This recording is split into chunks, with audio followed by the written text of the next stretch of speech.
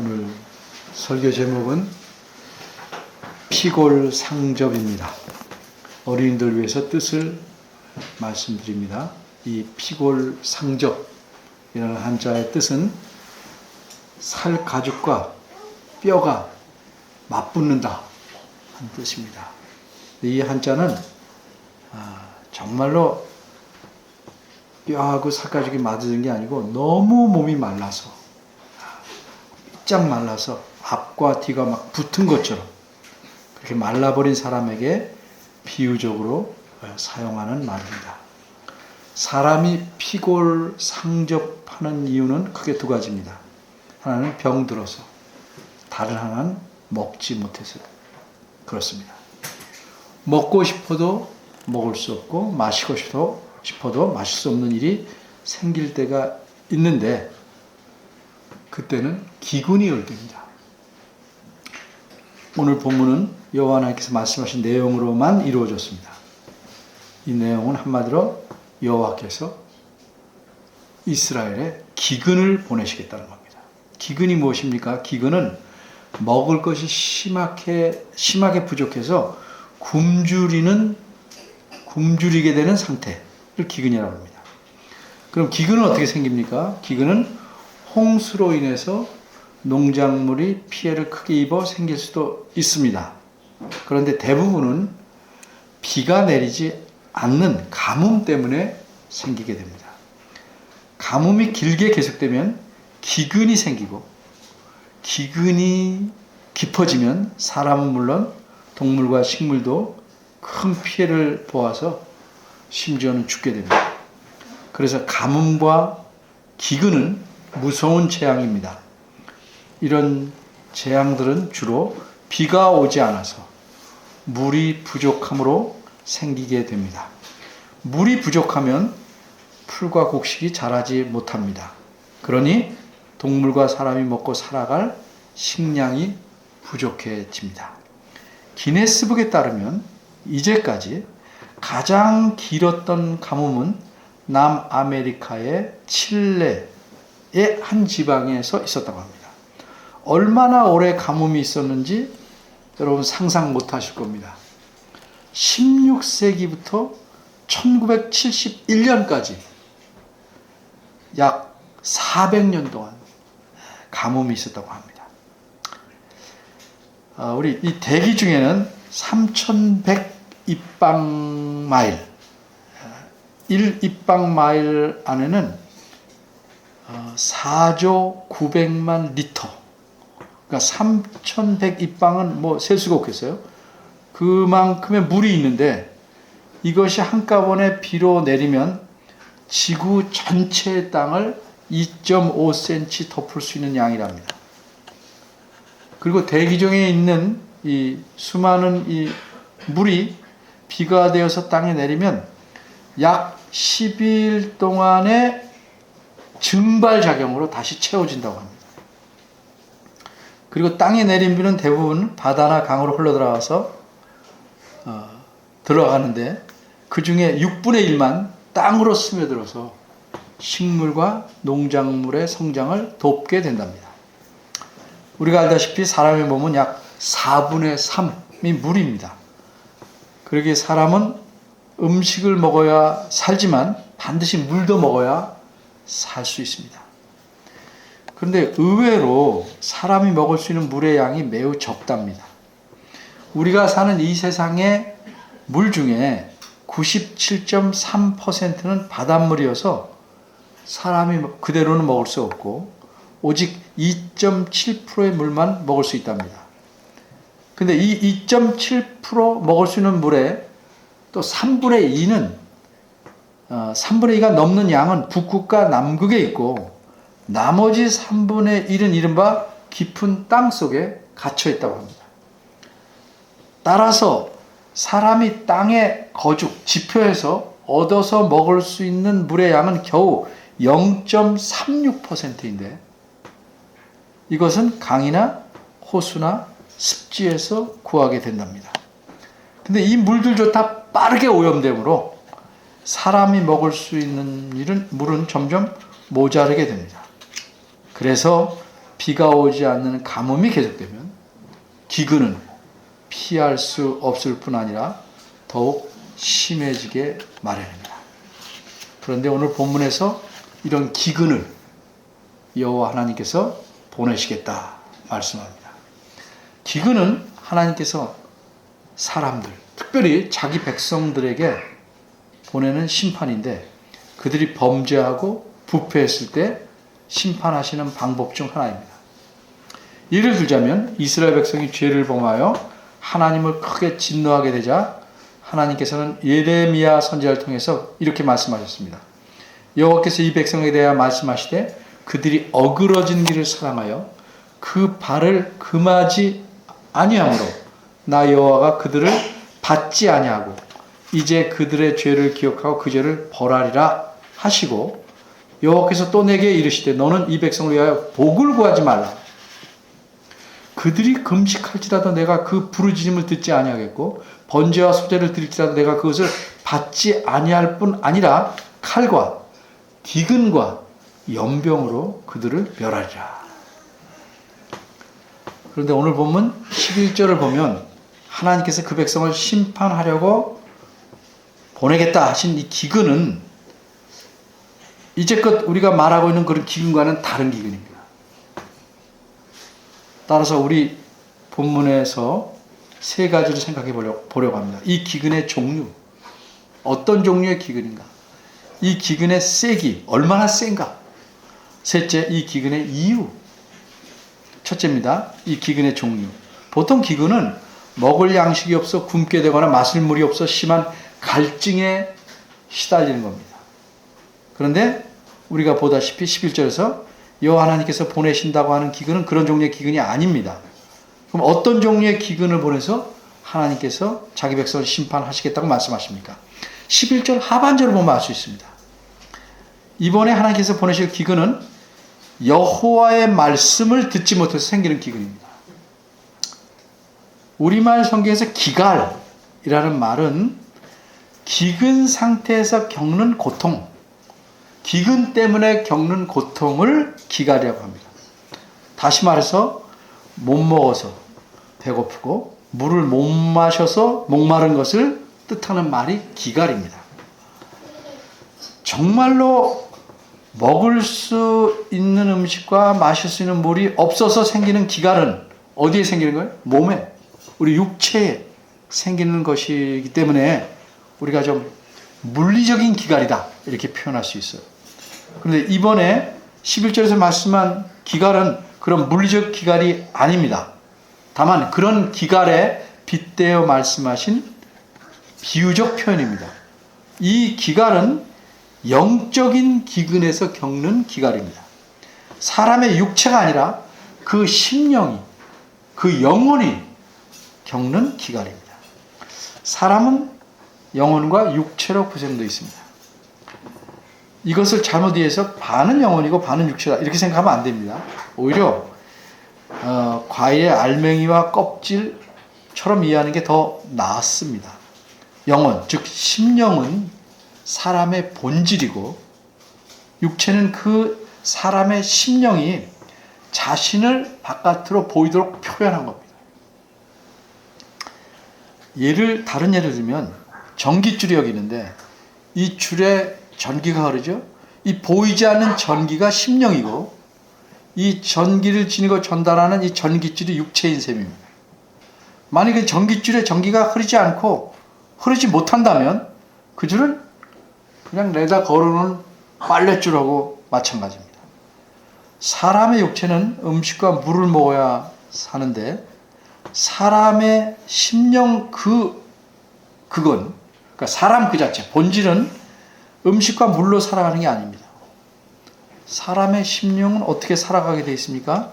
이미 하나님께서 이스라엘 백성에게 사람이 어떻게 사는 것인지를 신명기 8장 3절에서 이렇게 말씀하셨습니다. 너를 낮추시며 너를 줄이게 하시고 또 너도 알지 못하며 내 열조도 알지 못하던 만나를 내게 먹이신 것은 사람이 떡, 음식으로만 사는 것이 아니요 여호와 입에서 나오는 모든 말씀으로 사는 줄을 너로 알게 하려 하십니다. 예수님께서 40일을 금식하셨죠? 그 후에 사탄이 찾아옵니다. 예수님은 심하게 배가 고프시고 목마른 그 기갈 상태에 있다는 점을 사탄이 이용해서 유혹합니다. 만일 내가 하나님의 아들이라면 내 주위에 이렇게 널리 있는 이 돌들에게 명령해서 그것들을 빵으로 만들어 먹어라. 이 말은 사탄이 예수님께서 하나님의 아들인지 아닌지를 모르고 한 말이 아니에요. 사탄은 예수님께서 하나님의 아들이신 줄을 누구보다 잘 알고 있습니다. 그러기에 사탄의 말은 내가 하나님의 아들인데 왜 이렇게 배고프고 목마르게 있느냐?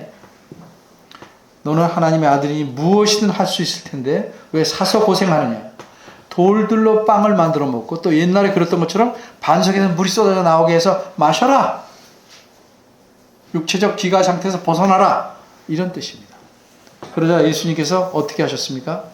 야, 그거 참 좋은 제안이다. 내가 그래 사람으로 한 30년 살다 보니까 하나님 아들인 줄 깜빡했구나. 이제 네 말대로 해서 내 배고픔과 목마름, 이 기가를 채워보겠다. 이렇게 하셨습니까? 아니죠. 예수님은 단칼에 사탄의 유혹을 거절하셨습니다. 그리고 무엇이라고 말씀하셨습니까? 방금 읽은 신명기 8장 3절을 인용해서 말씀하셨습니다. 기록되었을 때 사람이 떡으로만 살 것이 아니요 하나님의 입으로 나오는 모든 말씀으로 살 것이라 하였느니라. 무엇이 더 우선적이고 급한 거냐? 이로써 예수님 자신이 기록된 하나님 말씀대로 행함으로써 사람이 진정 사람답게 사는 것은 어떻게 사는 건지를 잘 드러내 주셨습니다. 따라서 사람이 하나님 말씀을 듣지 못하는 기갈에 이르면 그것은 사람이 사람답게 살 수 없다 하는 걸 의미합니다. 비록 먹을 것과 마실 것이 풍족하고 먹고 마셔서 살찌고 행복하다, 뭐 기분은 좋을 수 있으나 그렇게 사는 것은 짐승의 삶과 다를 바 없습니다. 그러기에 하나님의 말씀을 듣지 못하는 기갈을 보내시겠다는 이 하나님 말씀은 사람의 본질인 심령이 기근 상태에 있게 함으로써 짐승처럼 살도록 내버려 두시겠다는 매우 무서운 심판의 말씀입니다. 둘째, 이 기근의 세기. 이렇게 사람의 심령에 들게 되는 기근이 얼마나 센가, 얼마나 무서운가, 그리고 이 기근이 물리적인 기근보다 과연 강하고 무서운 건가, 이런 질문을 생각해 보려고 합니다. 짐승에게는 음식과 물만 있으면 됩니다. 그래서 짐승에게는 심령에, 마음의 기근이 있을 수 없어요. 그런데 사람에게는 심령의 기근이 정말 무서운 겁니다. 근데 기가 막힌 거는 심령의 기근이 든지를 모르고 사는 사람들이 너무 많다는 거죠. 모르니까 필요를 못 채웁니다. 심령의 기근이 왜 이렇게 무서운가? 심령의 기근이 들면 그 사람의 심령은 피골상접하거나 거의 죽게 되고 짐승처럼 육체만 살아 움직입니다. 그럼 자기가 살아있는 줄 알아요. 그럼 분명히 겉모양은 사람이지만 실제로는 사람으로서 살 수는 없습니다. 그는 사람의 모습을 갖춘 짐승으로 살아갈 수밖에 없습니다. 그러니까 짐승으로 사니까 그 사람은 어떻게 살아요? 약육 강식하면서 사는 겁니다. 약한 사람 등쳐먹고 강한 사람에게 빌붙고. 왜 세상 사람들이 그렇게 사는지 아시겠습니까? 짐승처럼 살아요. 양육 강식하고 살죠. 자기만을 위해서 살아갑니다. 남의 불행이 내 행복입니다. 사기치고. 그런 사람은 영혼이라는 측면에서 보면 강시로 사는 겁니다. 시체가 살아가는 겁니다. 사람이 제명대로 살지 못하고 일찍 죽게 만드는 병 중에 무서운 것이 암입니다. 이 암 중에 어떤 암은 걸려도 증상이 없다가 증상을 느낄만 하면 이미 손쓸 수 없이 악화된 상태이기에 곧 죽어야 하는 경우도 있다고 합니다. 심령의 기근이라는 게 바로 이런 암입니다. 못 느껴요. 웬만해서 못 느껴요. 평소에는 하나님 말씀에 귀를 막고 듣지 않으려 하고 말씀을 무시하고 살면 어떻게 됩니까? 하나님께서 자신의 말씀을 거두어 가십니다. 듣고 싶어도 들을 수 없는 하나님 말씀의 부재 현상이, 없어지는 현상이 일어나요. 사람이 하나님 말씀을 들어야 사람처럼 사는데, 사람으로 사는데 하나님께서 아예 그 말씀을 듣지 못하게 하심으로써 사람을 심판하시기로 작정하시는 겁니다. 후에 정말 어떻게 사람이 깨달아서 하나님 말씀을 들으려고 이것저것을 헤매고 다녀봐도 헛수고입니다. 12절에서 이렇게 말씀합니다. 이 바다에서 저 바다까지. 아마 이건 이스라엘 백성한테 말했으니까 이스라엘의 남쪽에 있는 사해에서 동쪽의 지중해까지, 아니면 더 남쪽에 있는 지금의 걸프만까지, 거기에서 지중해까지 다 찾아봐도 하나님께서 거두어 가신 말씀은 더는 들을 길이 없습니다. 또 북에서 동까지 비틀거리며 다녀도 하나님 말씀을 구할 수가 없습니다. 동서남북 어디를 다녀도 다 헤매도 하나님께서 심판으로 거두신 하나님 말씀은 사람이 다시 구할 수 없습니다. 그러니까 하나님 말씀을 듣지 않고 뭐 이상한 거 듣기를 좋아하는 사람들은 하나님 말씀을 접할 길이 없는 거예요. 13절을 보십시오. 그날에, 즉 하나님께서 자신의 말씀을 거두어 가신 때는 아름다운 처녀와 젊은 남자가 다 갈아여 피곤하리라. 이 말씀이 무슨 뜻입니까? 젊고 건강한 남자가 사방을 다니면서 하나님 말씀을 찾으려고 하고 들으려고 하지만 지칠 때까지 다녀도 결국은 헛수고일 것이라는 말씀입니다. 자식을 통해 가정이 대를 이어가듯이 젊은 남녀를 통해 사회가 대를 이어가야 되는데 젊은 남녀도 하나님 말씀을 전혀 접할 수 없으니까 이제 그 사회에는 미래가 없어요. 이처럼 하나님 말씀을 거절하고 무시하는 가정과 사회는 미래가 없습니다. 교회도 하나님 말씀이 희귀 현상이 일어나니까 어떤 사람들은 신천지에 빠집니다. 이상하게 가르치지만 거기서 하나님 말씀을 가르치는 거로 착각하는 거죠. 여기서 우리는 이런 질문을 해볼 만합니다. 이렇게 심각하고 무서운 심판을 내리시기 전에 하나님께서 미리 경고를 해주셨으면 어떨까? 벌을 가하실지라도 갑자기 이렇게 세게 벌을 주시면 어떻게 하십니까? 어떻게 할 수 있나? 근데 여러분, 하나님께서는 사전에 경고 없이 심판을 가하지 않습니다. 반드시 경고합니다. 문제는 사람이 경고를 듣고도 무시한다는 거예요. 그것도 하나님께서 경고하실 때는 오래전부터 두고두고 수없이 반복해서 경고하십니다. 이 앞에 아모스 4장 6절에서 11절을 보면 하나님께서는 이미 경고의 방법으로 이스라엘의 물리적 기근을 보내셨습니다. 양식도 없게 하시고 먹을 물도 없게 하시고 칼과 전염병으로 청년들마다 죽게 내버려 주셨어요. 그러나 이 경고에도 백성들은 귀를 기울이지 않았습니다. 그래서 아모스 4장 6절, 8절, 9절, 10절, 11절에서 거듭 이렇게 말씀합니다. 너희가 내게로 돌아오지 아니하였느니라. 어려움이 생길 때 잘 살펴봐야 됩니다. 이게 어떤 경고인가? 모든 어려움이 경고는 아니지만 생각해봐요. 그래서 하나님 이렇게 맹세하십니다. 아모스 8장 7절입니다. 내가 저희 모든 소위, 행위를 영영이 잊지 아니하리라. 그래서 하나님께서는 이제껏 보낸 그 경고로서 보낸 재앙보다 훨씬 강한 재앙으로 이제 그들을 심판하시려는 겁니다. 그게 뭡니까? 오늘 본문에 인대로 하나님께서 자신의 말씀을 더 이상 그들이 들을 수 없게 하시는 겁니다. 그럼 어떻게 됩니까? 사람들은 심령의 기근에 이르게 됩니다. 그런데 여기서 한 가지 놓치면 안 됩니다. 이렇게 말씀하는 이유가 뭡니까? 기회를 주시는 거예요.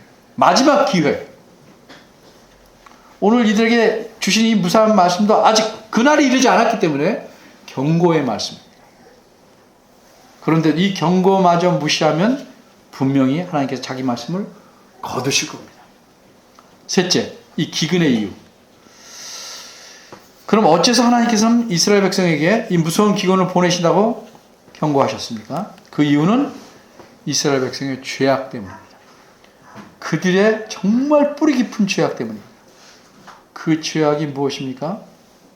14절 말씀에서 찾을 수 있습니다. 그 죄악은 한마디로 우상 숭배입니다. 이스라엘 백성은 애굽에서도 계속 우상을 섬겼지만 출애굽한 뒤에도 모세가 산에 올라가 있는 동안 뭐였어요? 송아지를 황금으로 만들어서 또 우상을 섬깁니다.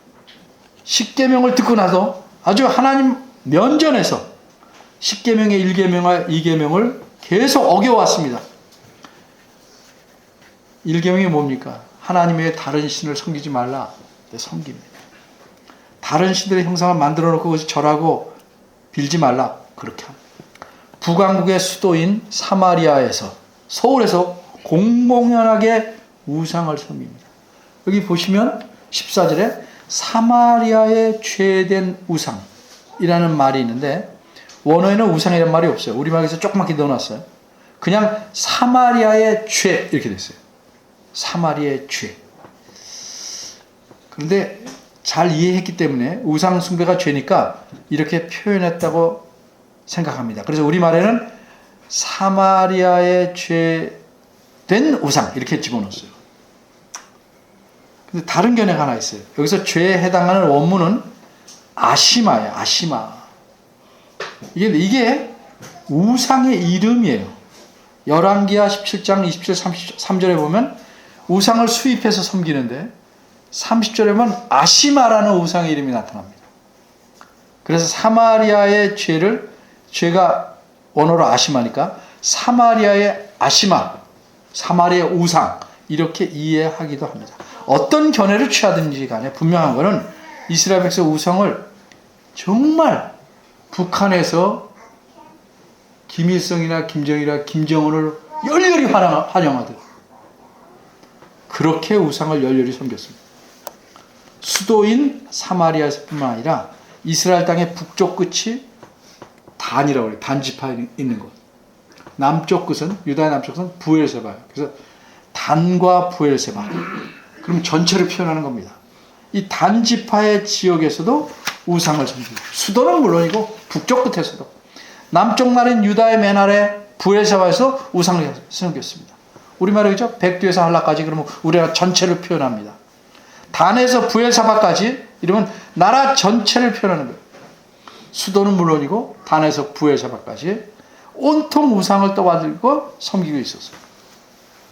그러니까 이 사람들은 하나님을 이른바 찬바 취급했어요. 하나님을 제쳐두고 우상을 받들어 섬겼어요. 우상을 의지하기에 그것들의 이름으로 맹세하였습니다. 여기 그 말이 그거예요. 내 신의 생존을 가리켜 맹세하는 말. 단에서 섬기는 그 신. 부엘세바에 위하는 것. 부엘세바에서 섬기는 우상이에요. 살아있는 우상이 살아있다고 생각해서 그걸 가리켜 맹세하는 것.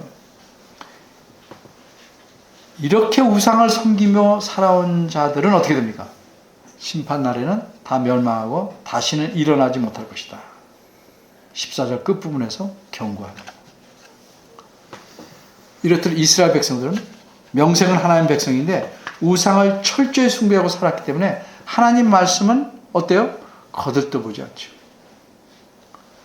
그러니까 하나님께서는 하나님 말씀을 거둬 가시겠다는 거죠. 우상 숭배라는 것은 인간이 저지르는 모든 죄의 뿌리입니다. 근본입니다. 그래서 사람이 우상을 숭배하면 사회의 악이 극성을 부리게 됩니다. 아모스 8장 4절 6절에 이런 말이 있어요. 말씀이 궁핍한 자를 삼키며 땅에 가난한 자를 망하게 하려는 자들아 이 말을 들어라. 은으로 가난한 자를 사며 신 한 켤레로 궁핍한 자를 사며 잿밀을 팔자 하는도다. 잿밀이 뭔지 아십니까? 쓸어 모은 쓰레기를 밀에다 섞은 거예요. 이렇게 해서 파는 거예요. 가난하고 궁핍한 사람들을 신발 한 켤레 값으로 팔고 삽니다. 장사꾼들은 남들에게 먹을 수 없는 더러운 쓰레기 섞은 물을 내다 파는 사회가 됐습니다. 한국 사회가 겹쳐 보이지 않습니까? 얼마나 악한 사회입니까? 왜 이런 사회가 됩니까? 우상을 숭배하기 때문입니다. 그럼 우상을 숭배하는 까닭이 무엇입니까? 간단합니다. 우상이 준다고 하는 그 복. 오직 물질적인 복을 바라기 때문입니다. 그래서 내가 잘 살아보자, 나만 잘 살아보자 하는 탐욕이 우상 숭배에 빠져들게 됩니다. 돈을 사랑하며요. 사람은 자기 탐욕을 채우려고 합니다. 그러면 그렇게 빠르게 채우려는 방법이 뭐예요? 로또도 사지만 이것이 우상 숭배입니다. 노력은 덜하고 우상이 채워줄 걸 생각하는 거죠. 그래서 이 탐욕을 채우려면 어떻게 해야 돼? 그러면 뭐 수단 방법 가리지 말아야죠. 가난한 자는 억눌러야 되죠.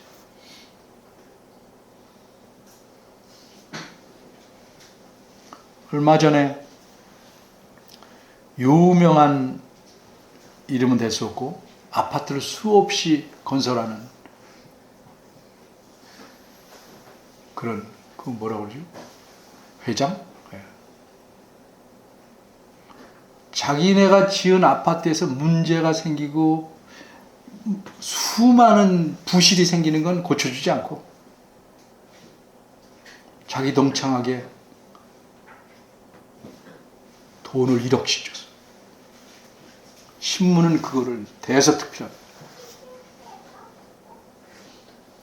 선행으로 수많은 악행을 포장하는 거죠. 그 아파트 이름은 성경에서 나오는 좋은 문구 같은 게 들어가 있어요. 얼마나 가증해요. 본인은 모를지도 모르죠. 들키지 않고 온갖 수단을 다 써서 재물을 모아야 합니다. 이스라엘 백성들은 겉모양만 보면 분명히 하나님을 섬겨요. 근데 그 심령에는 하나님이 안 계십니다. 그 심령은 온통 우상을 향해 있습니다. 자신의 탐욕을 만족시키는 데로 있습니다. 하나님도 우상처럼 섬깁니다. 그들은 끊임없이 수없이 말씀하신 하나님의 경고를 무시해 왔습니다. 자, 이렇게 본문을 통해서 하나님께서 아모스를 통해서 심령의 기근을 강하게 경고하셨는데 이스라엘 백성은 어떻게 응답하였습니까? 혹시 이들이 좀 달라졌을까요? 불행하고도 그런 일이 일어나지 않았습니다. 결국 아모스가 경고한 지 30년쯤 지나 북왕국 이스라엘은 멸망합니다. 그 나라의 종교 지도자, 대표적인 종교 지도자 아마샤라는 사람인데 그를 성경에서는 베델의 제사장이라고 합니다. 이 하나님 말씀을 전하는 아모스에게 너희 나라로 가라. 남쪽 사람이거든요. 아모스는. 더 이상 하나님 말씀을 외치지 마라. 이렇게 말할 정도입니다. 그 나라가 망하지 않을 수가 없죠. 이렇게 북왕국 이스라엘은 급히 망하고 남쪽 왕국 유다도 같은 죄악으로 멸망합니다. 근데 정말 하나님의 은혜로 포로로 갔던 사람들 중에서 남은 자들이 오늘 느헤미야 읽었지만 또 에스라도 앞에서 읽었지만 다시 가나안 땅에 들어와 살게 됩니다. 당분간 정신을 차린 듯 합니다. 근데 역시나 하나님의 진노를 또 사게 됩니다. 왜 그렇습니까? 역시 같은 문제입니다. 말라기 1장 8절에 10절 보면 하나님께서 이스라엘 백성에게 이렇게 말씀할 정도로 그들은 엉망이 됩니다. 만군의 여호와가 이르노라 너희가 눈먼 희생제물을 바치는 것이 어찌 악하지 아니하며 저는 것 병든 것을 드리는 것이 어찌 악하지 아니하냐. 이제 그것을 너희 총독에게 드려봐라. 그가 너를 기뻐하겠으며 너를 받아주겠느냐. 만군의 여호와가 이르노라 너희는 나 하나님께 은혜를 구하면서 우리를 불쌍히 여겨 주옵소서 하여 봐라. 너희가 이렇게 행했는데 내가 너희 중 하나인들 받겠느냐. 만군의 여호와가 이르노라 너희가 내 제단 위에 헛되이 불사르지 못하게 하기 위하여 너희 중에 차라리 성전의 문을 닫을 자가 있으면 좋겠다. 내가 너희를 기뻐하지 아니하며 너희가 손으로 드리는 것도 받지 아니하리라. 개정판입니다. 근데 사람은요, 심령이 피골상접해도 육체만으로 얼마든지 사람인 것처럼 살아갈 수 있어요. 목욕을 수없이 안 해도 겉에 좋은 옷만 입으면 멀쩡해 보이는 것하고 비슷하죠. 사람은 하나님 말씀이 없어도 신앙생활, 종교생활 얼마든지 유지할 수 있습니다. 그리고 자기가 착각해요. 주일 예배 잘 참석한다. 나는 신앙생활 잘하는 것이다. 얼마나 많습니까, 그런 사람들.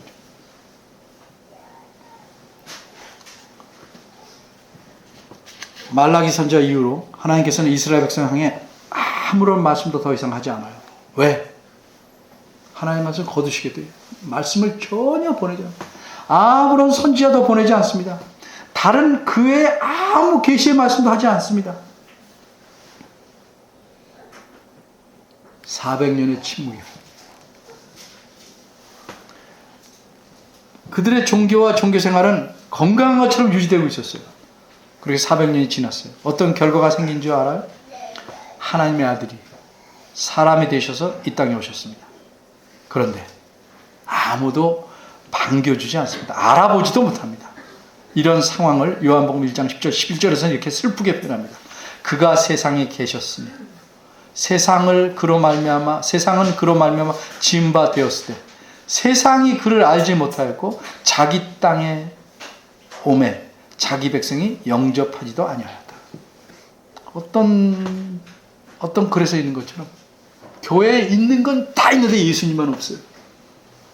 그러면 혹시 하나님을 열렬히 섬기며 하나님 말씀을 받든다고 하는 바리새인들과 그들의 지도자들은 예수님을 환영했을까? 아닙니다.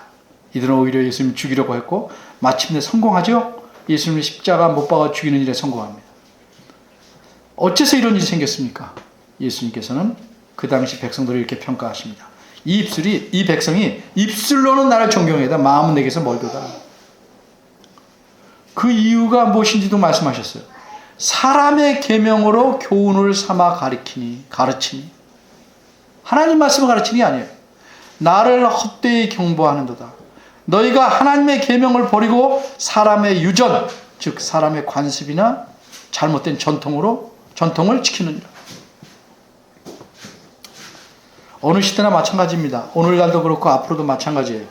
하나님 말씀이 없어도 종교는 번성합니다. 기독교도 번성합니다. 교회당도 웅장하게 질 수 있습니다. 근데 그것은 결국 문의일 뿐이고 피골상접한 심령의 표현일 뿐입니다. 박제된 호랑이고 살아있는 호랑이는 아닙니다. 교회가 하나님 말씀과 밀착되지 않으면 교회는 종교기관이 될 뿐입니다. 불행하고도 이 시대에는 교회당에서조차도 하나님 말씀을 순전하게 듣기가 점점 힘들어집니다.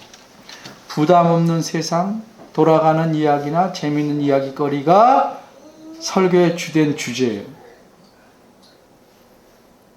심지어 말도 안 되는 거 갖다 붙여서 간증 설교, 간증이 납득이 아니고 설교에 간증이라는 설교는 없다 이거죠. 간증도 필요하죠. 서로 격려하는 차원에서. 설교는 그러면 안 된다는 거죠.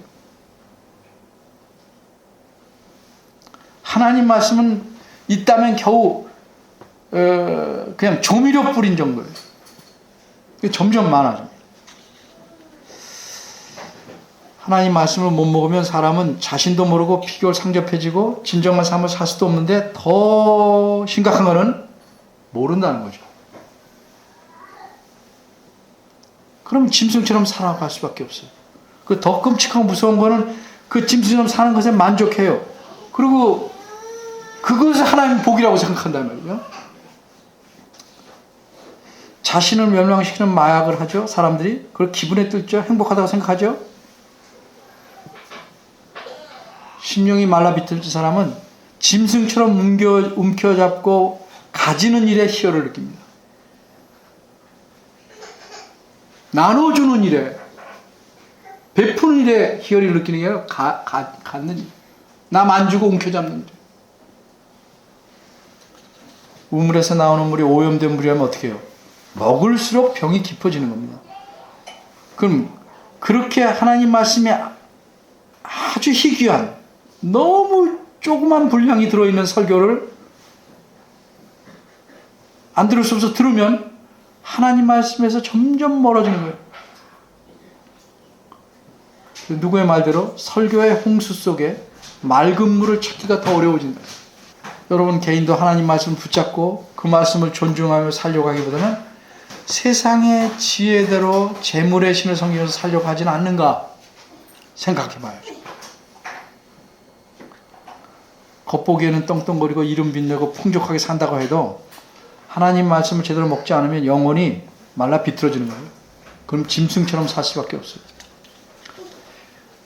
예수님께서 바리새인들에게 이렇게 말씀하시죠. 지금 잔과 대접의 겉은 깨끗이 하나 너희 속에는 탐욕과 악독이 가득하다. 그런 삶을 살 수밖에 없는 거예요. 우리 모두 기억해야 됩니다. 하나님께서는 자신의 말씀을 무시하고 멀리하는 자를 어떻게 하실는지 기억해야 돼요. 결국 그 말씀을 거둬가시고 심령이 기갈하여 망하도록 내버려 두시고, 이것이 하나님 말씀을 외면하고 버린 교회와 교인들에 대한 하나님의 무서운 심판입니다. 이런 심판을 피하려면, 그리고 오히려 하나님을 기쁘게 하시려면 우리가 어떻게 해야 되겠습니까? 생각해 보시기 바랍니다. 기도하겠습니다. 은혜로우신 하나님 말씀으로 우리를 살리시는데 우리는 하나님 말씀에 너무 소홀히 해서 하나님도 모르고 하나님을 바로 섬기지도 못하고 그저 우리 손에 주어지는 물질적인 것에 만족하고 살아가는지 깊이 돌아보게 하시고 정말 하나님이 원하시는 사람으로 살 수 있도록 깨우쳐 주시고 힘 주시고 이끌어 주시길 바랍니다. 예수님의 이름으로 기도합니다. 아멘.